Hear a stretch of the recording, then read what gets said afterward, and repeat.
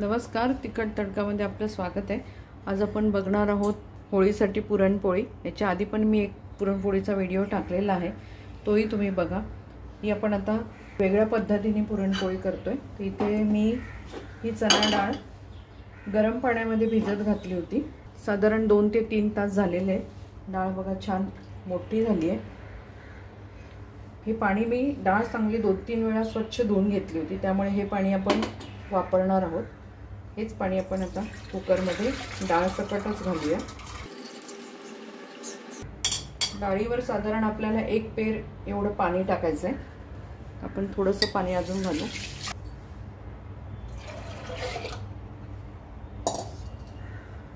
डाळीमध्ये घालतोय थोडी हळद। गॅस चालू करूया। आपल्याला लगेच झाकण नाही लावायचंय, कारण वरती जो फेस येतो डाळ शिजताना तो आपल्याला काढून टाकायचा आहे। त्यामुळे डाळ पचायला थोडी हलकी होते। आपण 5 मिनिटं याच पद्धतीने डाळ शिजायला ठेवूया। थोडी घालणार आहोत तेल।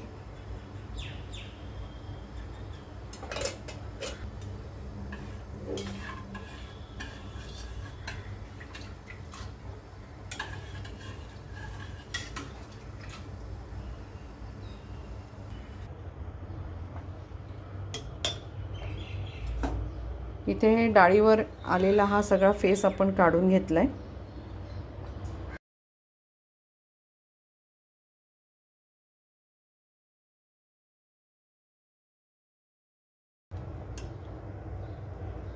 बघा फेस पूर्णपणे गेलाय आपला। आपण याला झाकण लावूया आणि आपल्याला साधारण 4 ते 5 शिट्ट्या करून घ्यायच्यात। आपल्याला डाळ भिजवायला जर वेळ नसेल तर आपण गरम पाण्यामध्ये जर डाळ भिजवली तर साधारण 1 तास भिजवली तरी चालते। इथे बघा मी गव्हाचं पीठ घेतलंय। मी डाळ ज्या भांड्याने घेतली त्याच्या अर्ध आपल्याला गव्हाचं पीठ घ्यायचंय। मी हे 1 भांडाभर डाळ घेतली होती, साधारण 200 ग्रॅम असेल। त्याच्या अर्ध आपल्याला गव्हाचं पीठ घ्यायचंय। हे मी सोजीची चाळणी म्हणजे म्हणतात ते मैद्याची चाळणी, आपलं रेग्युलर गव्हाचं पोळीचं पीठ त्या मैद्याच्या चाळणीने मी याला अशी बारीक असते त्याने मी चाळून घेतले 2-3 वेळा, म्हणजे जो काही कोंडा असेल तो निघून जाईल। आता आपण यामध्ये घालूया चवीनुसार मीठ। हे बघा आपण भिजवण्यासाठी थोडंसं दूध घेतलंय, साधारण 3-4 चमचे असेल तेवढंच आपण थोडं पाणी घेणार आहोत। दूध पाणी मिळून आपण कणिक भिजवणार आहोत। इथे आपण घालूया मीठ, थोडीशी हळद। मीठ आणि हळद चांगले मिक्स करून घ्यायचे कणकेमध्ये आणि आपण आता ही कणिक मळून घेऊया।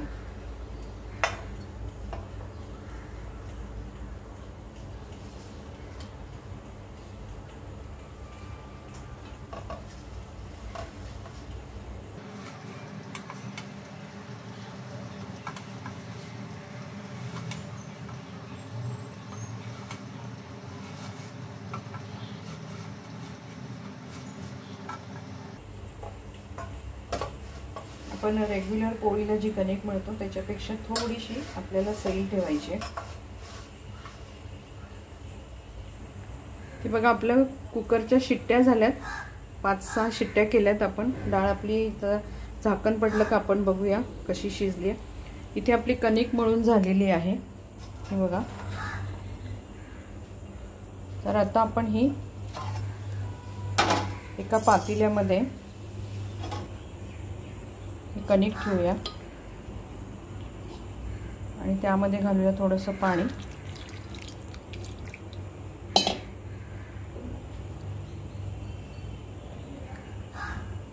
साधारण आपण अर्धा ते पाऊण तास ला अशीच भिजत ठेवूया। बघा आपल्या 6 शिट्ट्या झाल्यात। ही डाळ खूप छान शिजली आहे, बिलकुल कसर नाही आहे त्याला। आपण आता हे पाणी गाळून घेऊया।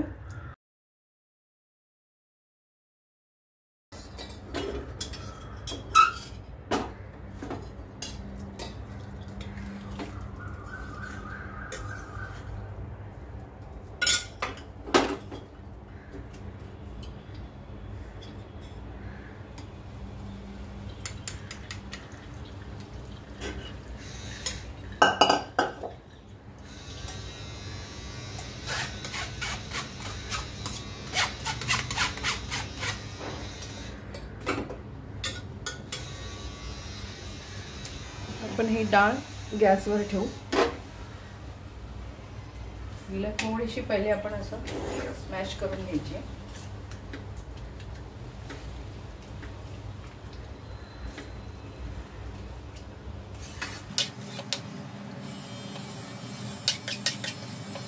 गॅस बंद आहे.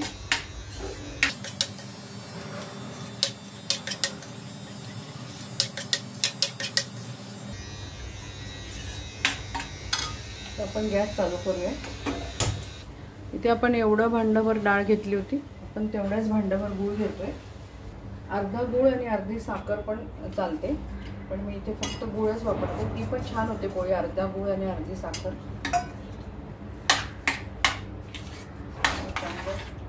एकत्र करून घेऊ. आता हे पातळ होईल, तर काही घाबरायचं कारण नाही. नंतर ते बरोबर आटतं दूध.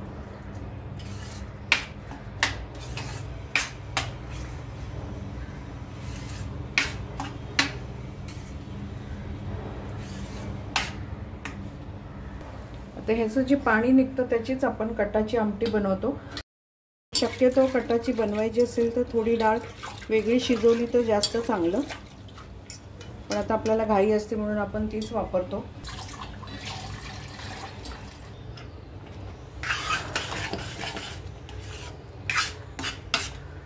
बघा असं छान आटत चाललंय. अजूनही आपल्याला व्हायला पाहिजे. ते पहिले गूळ घातल्यावर खूप पातळ होतं, ते नंतर हळूहळू ते पूर्णपणे आटत जाईल. आता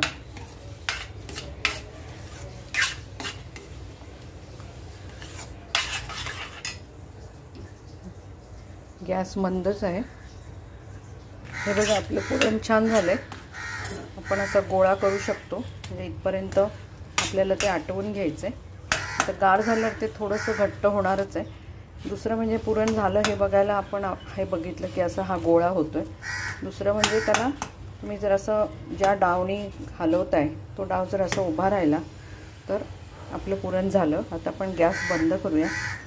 इथे मी घालते ही अर्धा चमचा वेलची पूड आणि अर्धा चमचा जायफळ पावडर आहे. चांगलं मिक्स करून घेऊ. आणि आपल्याला आता हे गरम गरमच पुरण यंत्रातून काढून घ्यायचं आहे.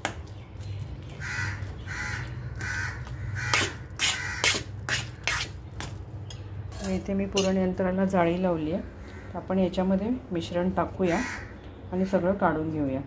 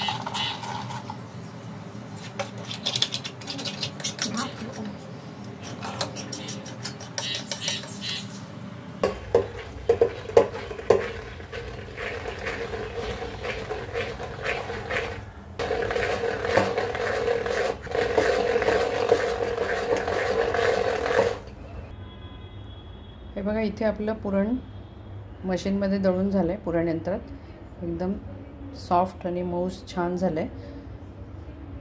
आता आपण पुढची प्रोसिजर करूया. इथे बघा आपली कणिक भिजून 2-2.5 तास झालेले आहेत. पाणी काढून घेऊया. ही कणिक ताटात काढून घेऊ. आपल्याला हिला परत एकदा छानपैकी मळून घ्यायची आहे.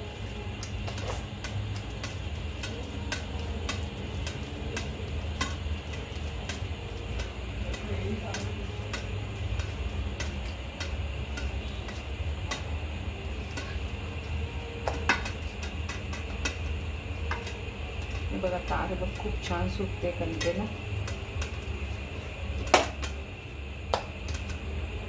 आपण आता इथे तेलाचा हात लावतोय. तेल पाण्यामध्येच आपल्याला ती कणिक पूर्ण तिंबून घ्यायची आहे.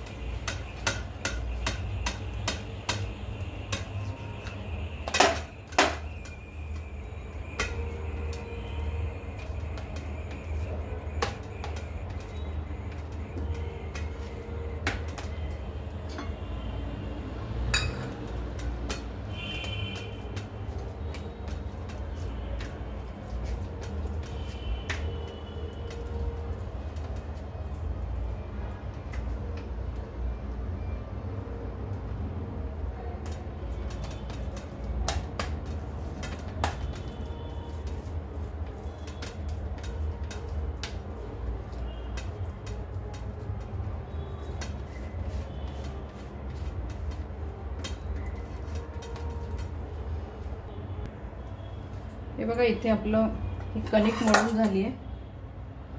छान अशी छान तार आली आहे तिला. आपण याच्यामध्ये कुठेही मैदा किंवा रवा असं काही वापरलेलं नाही, फक्त आपली गव्हाची कणिकच आहे. आणि आपलं हे पुरण पण तयार आहे. तर आपण पोळ्या करायला घेऊया. इथे मी पोलपाटला एक सुती कापड बांधते, जे मलमलचं कापड असतं. असं मी जनरली पनीर करायला वगैरे वापरते हे, कारण हे वापरल्याने काय होतं, एक तर पोळीला लागलेलं पीठ एक्स्ट्राचं निघून जातं, म्हणजे जास्त पीठ लावावं लागत नाही आणि पोळी सरकते, चिटकायचे चान्सेस कमी होतात पोलपाटला. सुती कुठलाही कपडा एक लावला ना तर हे बघा, आपण पोळी लाटायला घेऊ.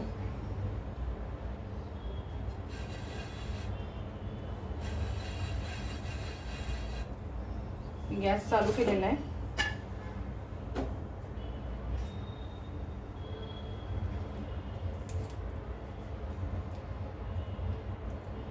आपला हा कणकेचा गोळा आहे. आपण पुरण त्याच्या साधारण 2 ते 2.5 पट आपल्याला घ्यायचं आहे.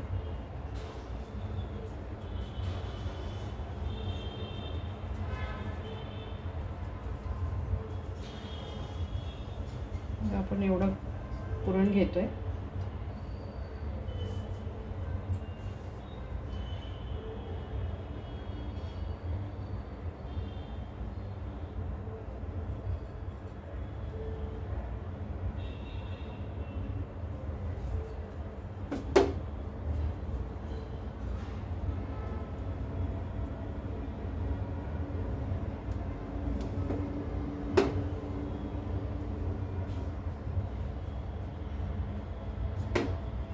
आपण वरची राहिलेली कणिक तिथेच दाबून द्यायची.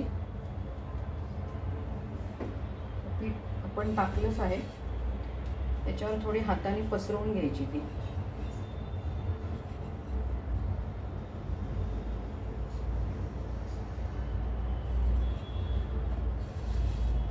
आणि आता हलक्या हाताने आपण पोळी लाटून घेऊया.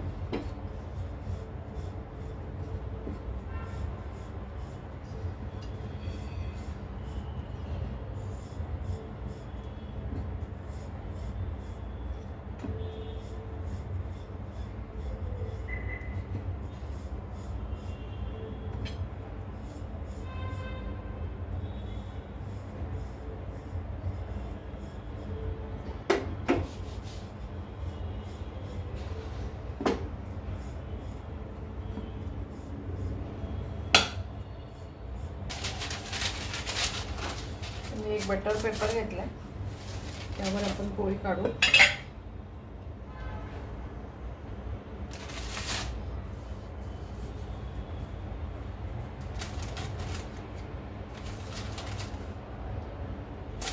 तवा चांगला तापलाय.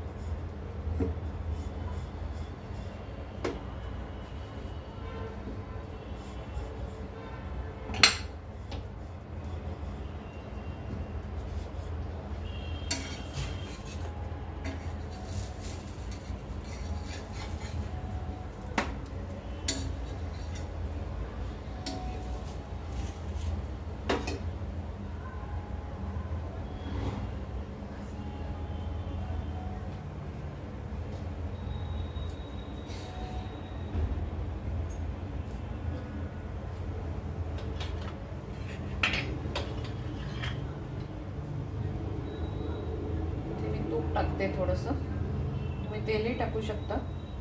तर खरं दाखवायचं आहे म्हणून तूप लावते. ते जनरली आम्ही ताटामध्येच हातानाच घेतो तूप.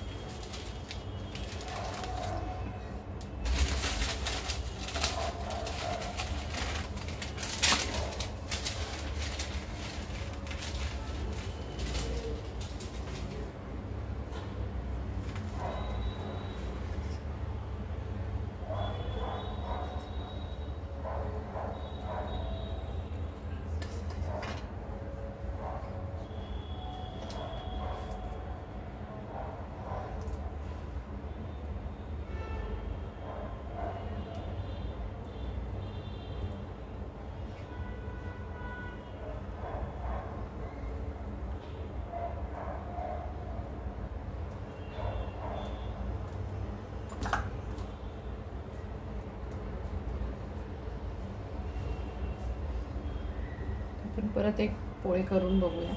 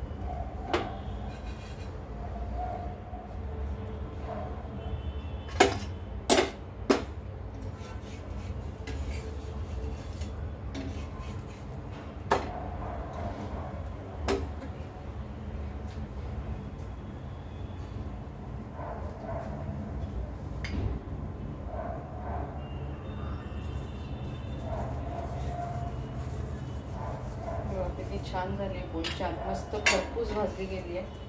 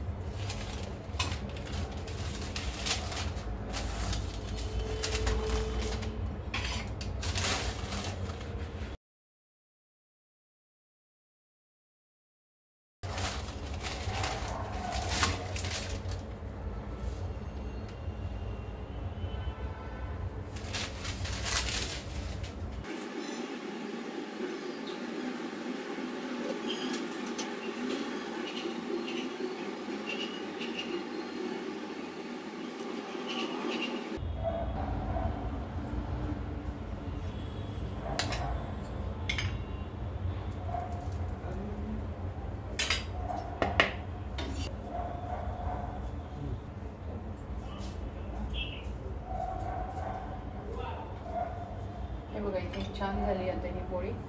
कधी कधी होतं असं, पहिली पोळी आपली कधी जमत नाही, नंतर नंतर मग आपल्याला एका पाठोपाठ एक छान होतात पोळ्या.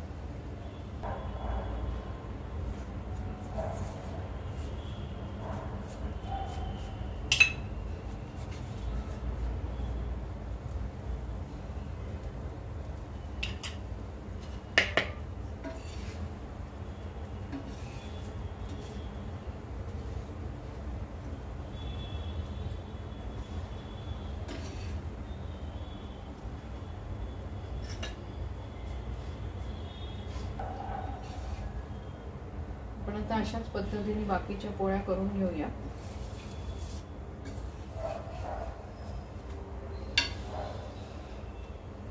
इथे होळी स्पेशल आपली पुरणपोळी तयार झाली आहे.